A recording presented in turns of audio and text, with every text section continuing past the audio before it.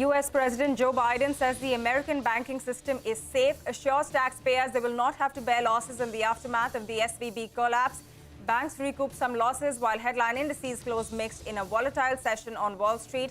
The street will now keenly watch the February inflation print due later today.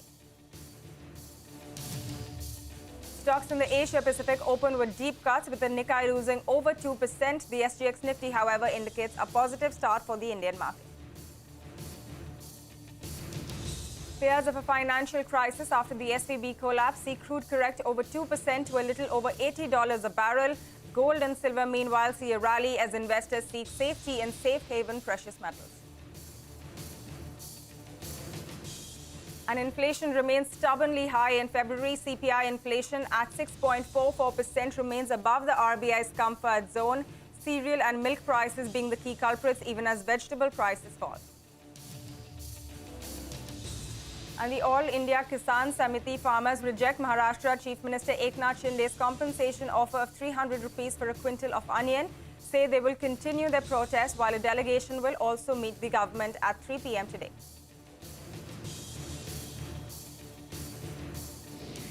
Hi guys, very good morning and welcome to Power Breakfast. I'm Pavitra Parekh. Those are the top headlines that we have for you as we get into this brand new trading day. There's lots for us to talk about, and it is really the global markets which continue to dominate. We saw a very, very volatile session on Wall Street yesterday. The banks were down sharply. They did recoup, some of the losses, but that's where we saw the maximum pressure come through. So let's see how that's actually translating into what we're seeing in Asia this morning. It is a largely lower start for all of the Asian markets. Actually, all of them are in the red, with the Nikkei suffering the biggest blow in opening trade. So the Nikkei market is down almost 2.5% right now. It's a 650-point cut that you're seeing for the Japanese index. And across the board, there is selling pressure. So whether you look at Kospi, that one is down over 2% as well. You have Shanghai Straits, all of them seeing some cuts of between 0.5% to 0.7%. The Hong Kong market also seeing a cut of 0.3% right now. So across the board, very weak start for the Asian markets, led by losses seen in the Nikkei as well as Kospi indices. The SGX Nifty has seen a sharp recovery in the past few minutes, so that chart will come up for you. There you have it on your screen. So it's currently showing you a positive start on the SGX Nifty. But remember, this comes after a 1.5% fall that we saw for our own markets yesterday. We closed below the February low as well. We closed a full 100 points below that low. So, it'll be interesting to see how the session moves from here. For now, we're getting a bit of a positive take on the SGX Nifty. So that's what's happening across Asia. But let me take you through Wall Street and, how that really fared yesterday as well. The session closed pretty mixed. The Dow Jones closed with a 90-point cut. This is, by the way, the 5th straight day of a cut for the Dow. The S&P 500 finished just a little bit lower as the banking stocks came off the low. So that's what sort of aided the recovery. And the tech-heavy Nasdaq closed around 0.5% higher as the fallout of the SVB collapse raised hope of the Fed pausing with its aggressive rate hike campaign. So that's how the Wall Street markets really fared. This doesn't paint a very good picture of what happened, because there was a lot of volatility seen through the session. But in a statement last evening, U.S. President Joe Biden assured Americans that the banking systems remain safe and that depositors would have access to funds when needed. He also said that taxpayers would not have to pay for the failed banks' losses. So let's listen in to some of those comments. All customers who had deposits in these banks can rest assured, rest assured they'll be protected and they'll have access to their money as of today. That includes small businesses across the country that bank there and need to make payroll, pay their bills, and stay open for business. No losses will be, and this is an important point, no losses will be borne by the taxpayers. All right, that is U.S. President Joe Biden trying to calm investors and depositors and tell them that their money is still safe. But let's also listen into some important commentary coming in from former RBI Governor Raghuram Rajan on the banking crisis as well as the Fed's rate hike cycle. Listen in. Clearly, the regulators should have been paying attention. It could have invested in short-term instruments. It wouldn't have taken on risk. It wouldn't have made much money. When the Fed pumps the system full of liquidity, but at the same time, interest rates are so low that they can't make much money, what they do end up taking is more risk. And that's where the supervisors have to be more active, trying to look at what banks are doing. A bank which is funded with 93% wholesale deposits, which are very runnable, and investing it in long-term bonds when the Fed is going to raise interest rates. That should be red flag, red flag, red flag after red flag for the regulators. All right, that is the word coming in from Raghuram Rajan, and that's what we're tracking as far as the global markets go. But let's now talk about how all of these overnight cues really impact our own markets and what we should watch out for in terms of cues as well as individual stocks. So we have Vivek as well as Surbi joining us now to prep us up for this trading session. Guys, a very good morning to both of you. Vivek, let me come to you first. We were discussing the global picture, which really continues to dominate. Well, you're absolutely right. And as you mentioned, when you're talking about especially the US markets, the actual end figures don't quite paint the picture as to the kind of volatility that, US indices saw yesterday. While, the Dow Jones ended lower for the first straight session, Nasdaq actually managed to stage quite smart recovery and ended with minor gains. However, it was the US banking stocks that actually saw quite a bit of intense selling pressure, and that will continue to dominate the headlines. On the back of that, you also saw European stocks. Handover from Europe is extremely weak. Most of the European indices are down between 2.5 to almost 3.2%. Brent futures as well as crude oil prices continue to fall lower actually. So Brent futures down almost 2.4%, closer to the $80.7 a barrel. WTI futures down 2.5% at $72.3 a barrel. Now, Indian markets yesterday, actually saw very big selling pressure from the top. So when you're talking about the Indian markets, actually ended at a 5-month low. And what dominated was the India VIX. India VIX volatility clearly spiking up almost 20% higher in yesterday's trading session. Consumer inflation data, again, something that markets will react to, coming at 6.4%, above the targeted inflation band. And when you're talking about today, also seeing one important listing of Divgi stock transfer system, in this volatile market, be interesting to see how it makes its debut.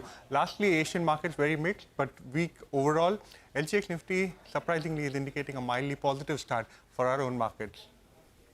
Mildly positive start, but we all saw what played out yesterday, right, after that positive start. Vivek, thanks a lot for taking us through all of those cues. But let's also talk about the individual stocks that could be in focus in today's trading session. And Surbi is here to fill us in with the list. Surbi. Hi, good morning. Thanks for that. So I have a few stocks that are on my radar today. The first one is GAIL, where the company declares an interim dividend of ₹4 per equity share.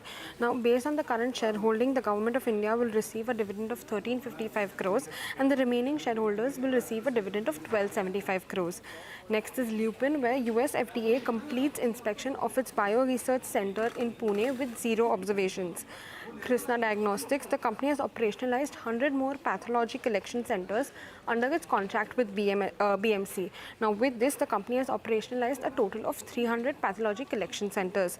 Next is Tube Investments of India. The company has entered into an agreement with Mr. N. Govindarajan to incorporate a subsidiary for pursuing the CDMO business. Tube Investments will be investing a total of 285 crores in the form of equity and preference shares. And lastly, Credit Access Grameen, where the NBFC saw its assets under management cross 20,000 crores when compared to 17,786 crores as of December 31st, 2022. All right, Surbi, thanks a lot for that entire list of stocks. But remember, we were alerting you that it was a very weak session on Monday for our own markets. We saw the key indices breaking below all-time support levels as well. So the Nifty broke below the recent low of 17,255. It was actually a full 100 points below that level as well. The Nifty Bank fell below its 200-day exponential moving average as well of 40,080. It closed below the 40,000 mark. FIIs, remember, just to fill you in with the action over there, sold 1547 crores in the cash market, while the DIIs bought 1418 crores. But remember, there have been, a couple of large block deals. That is why you're seeing these figures. So do keep that in mind as well. In terms of the index futures, FII sold 620 crores. So their long exposure still stands at a weak 16%, with 84% of their contracts on the short side. And also ahead of the Fin Nifty expiry, FI has also sold 8,011 crore worth of index options. Active options included the 17,300 and 17,200 calls. We saw a lot of writing, and put writers covered their positions at 17,400, 17,300 and 17,250 levels as well. Remember, Nifty's put call ratio now stands at 0.71 versus the earlier 0.89. So those are some important cues that you should watch from a futures and options market standpoint. But with that, we do need to get into a short break on. Hey guys, welcome back. You're still tuned into Power Breakfast here on CNBC-TV18. And like we were telling you, inflation remains stubbornly high for the month of February. It came in at 6.44%, which, like we know, is above the RBI's comfort zone.